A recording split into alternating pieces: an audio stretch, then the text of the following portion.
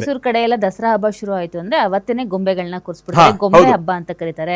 ಮುತ್ತೈದೆಯರನ್ನ ಕರೀತಾರೆ, ಮಕ್ಕಳನ್ನ ಕರೀತಾರೆ, ಅವರಿಗೆ ಭಾಗನವನ್ನ ಕೊಡ್ತಾರೆ. ಮುತ್ತೈದೆಯರಿಗೆ ಮಕ್ಕಳಿಗೆ ಸಿಹಿ ತಿಂಡಿಗಳನ್ನ ಮಾಡಿ ಗೊಂಬೆಗೆ ನೈವೇದ್ಯವನ್ನ ಮಾಡಿ, ಅಂದ್ರೆ ಅದು ದೇವರ ರೂಪದಲ್ಲಿ ಪೂಜೆಯನ್ನ ಮಾಡಿ ನೈವೇದ್ಯವನ್ನ ಕೊಡ್ತಾರೆ. ಈ ಗೊಂಬೆ ಹಬ್ಬ ಯಾವಾಗಿಂದ ಶುರು ಆಯ್ತು ಗುರುಗಳೇ?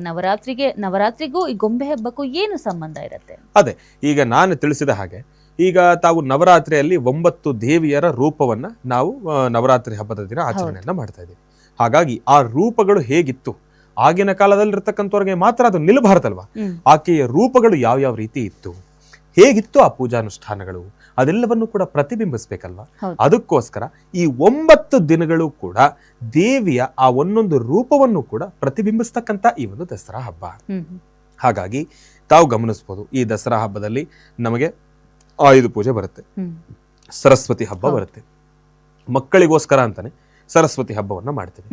ನಾವು ಎಲ್ಲೋ ಒಂದ್ ಕಡೆ ನೋಡೋದಾದ್ರೆ ಈ ನವರಾತ್ರಿ ಬರೀ ದೊಡ್ಡವ್ರಿಗೆ ಮಾತ್ರ ಅಲ್ಲ, ಸಣ್ಣ ಮಕ್ಕಳ ಜ್ಞಾನಾರ್ಜನೆಗೆ ಪ್ರಮುಖವಾಗಿರ್ತಕ್ಕಂಥ ಒಂದು ಹಬ್ಬ ಅಂತಾನೆ ಹೇಳ್ತೀವಿ. ಯಾಕೆ ಅಂತಂದ್ರೆ ನೀವು ಕೇಳಿದ್ರಿ ಏನಕ್ಕೋಸ್ಕರ ನಾವು ಗೊಂಬೆಯನ್ನ ಕೂಡಿಸ್ಬೇಕು ಅಂತಂದ್ರೆ, ಹೌದು, ನಮ್ಮ ಗತ ವೈಭೋಗವನ್ನ ಯಾವುದನ್ನು ಕೂಡ ಮರಿಬಾರ್ದು, ಮಕ್ಕಳಿಗೆ ಅದರ ಪರಿಚಯವಿರಬೇಕು ಅನ್ನೋದೇ ಒಂದು ದೊಡ್ಡ ಮುಖ್ಯ ಉದ್ದೇಶ.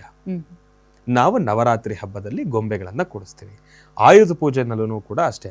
ಇವತ್ತಿಗೆ ಆಯುಧ ಪೂಜೆ ಅಂದಿದ ತಕ್ಷಣ ಎಲ್ಲರೂ ಏನ್ ಮಾಡ್ಬಿಡ್ತಾರೆ, ಬರೀ ಕತ್ತಿ, ಮಚ್ಚು ಮತ್ತೆ ಇನ್ನೇನೋ ಮಾರಕಾಸ್ತ್ರಗಳು, ನಾವು ಅದನ್ನ ಬಾಯ್ಬಿಟ್ಟು ಹೇಳೋಂಗೂ ಇಲ್ಲ, ಅದನ್ನ ಹೇಳಿದ್ರೆ ಮತ್ತೆ ಅದೊಂದು ಬೇರೆ ಸಮಸ್ಯೆ. ಮಾರಕಾಸ್ತ್ರಗಳು ಅದನ್ನು ಮಾತ್ರ ಆಯುಧಗಳು ಅಂತ ಅನ್ಕೊಂಡ್ಬಿಡ್ತೀವಿ. ಅದಲ್ಲ, ಮಾನವನಿಗೆ ಉಪಯೋಗಿಸಲ್ಪಡುವ ಸಹಾಯಕ್ಕೆ ಬೇಕಾಗಿರುವ ಎಲ್ಲಾ ಶಸ್ತ್ರ ಅಸ್ತ್ರಗಳನ್ನೂ ಕೂಡ ನಾವು ಆಯುಧಗಳು ಅಂತಾನೆ ಹೇಳ್ತೀವಿ. ಕಾರ್ ಆಗಿರ್ಬೋದು, ಮೊದ್ಲಾದ್ರೆ ಎತ್ತಿನ ಗಾಡಿ ಇತ್ತು, ಹಸುಗಳಿಗೆ ಪೂಜೆ ಮಾಡೋರು, ಎಲ್ಲವನ್ನು ಕೂಡ ಮಾಡೋರು. ಈಗ ಎಲ್ಲ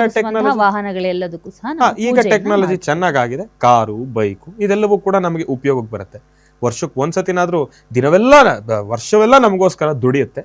ಇವತ್ತೊಂದ್ ದಿವಸ ನಾವು ಅದಕ್ಕೂ ಕೂಡ ಒಂದು ಗೌರವ ಸಮರ್ಪಣೆಯನ್ನ ಮಾಡೋಣ ಎಂಬತಕ್ಕಂತ ಒಂದು ಚಿಂತನೆ. ಏನಕ್ಕೆ ಅಂತಂದ್ರೆ ಎಲ್ಲಾ ಮಕ್ಕಳಿಗೂ ಕೂಡ ಒಂದು ಅರಿವು ಮೂಡಿಸ್ಬೇಕು. ನಾವು ಉಪಯೋಗಿಸೋ ಪದಾರ್ಥನೂ ಕೂಡ ನಮಗೆ ಜೀವಕ್ಕೆ ಜೀವ ಕೊಡುತ್ತೆ. ಯಾಕೆಂತಂದ್ರೆ ಇವತ್ತಿನ ದಿವಸ ಗಾಡಿ ಒಂದು ಎಮೋಷನ್ಸ್, ಇವತ್ತಿನ ದಿವಸ ಒಂದು ಕಾರನ್ನ ನಾವು ಒಂದು ಎಮೋಷನ್ ಆಗಿ ನೋಡ್ತೀವಿ. ಎಷ್ಟೋ ಜನ ಏನ್ ಮಾಡ್ಬಿಡ್ತಾರೆ, ಕಾರನ್ನ ಹೆಂಗಂದ್ರಂಗೆ ಇಟ್ಕೊಂಡಿರ್ತಾರೆ. ಅದಲ್ಲ, ನಾವು ಉಪಯೋಗಿಸ್ತಾ ಇದೀವಿ, ನಮ್ಮ ಕೆಲಸಕ್ಕೆ, ನಮ್ಮ ಜೀವನಕ್ಕೆ, ನಮ್ಮ ಆಹಾರಕ್ಕೆ ಅದು ಸಹಾಯ ಮಾಡ್ತಾ ಇದೆ ಅಂತಂದ್ಮೇಲೆ ಅದನ್ನು ನಾವೊಂದು ಗೌರವಾನ್ವಿತವಾಗಿ ನೋಡ್ಬೇಕು. ಅವಾಗ ನಾವು ಅಷ್ಟೇ ಸೇಫ್ ಆಗಿ ಕರ್ಕೊಂಡು ಹೋಗುತ್ತೆ.